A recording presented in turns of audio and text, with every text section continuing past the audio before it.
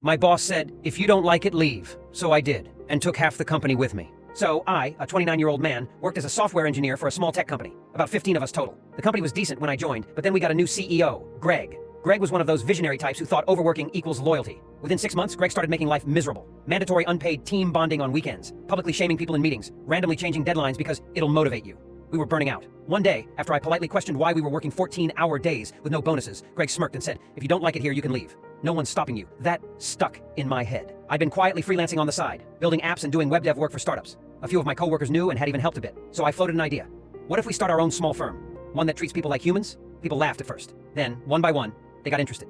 Within 2 months, we had 3 devs, a UI UX designer, a marketing guy, and one absolute legend of a project manager.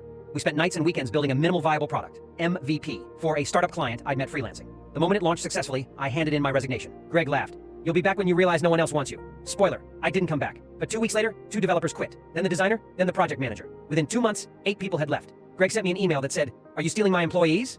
I replied, no, Greg. You told them they could leave if they didn't like it.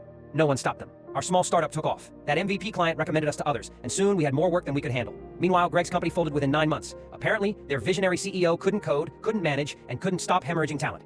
The best part? One day, Greg applied to our company. I didn't reject him immediately. I let him go through the interview process. After the final round, I sent this email. Thank you for applying, Greg. Unfortunately, we don't think you'd be a good cultural fit. Never felt better hitting send.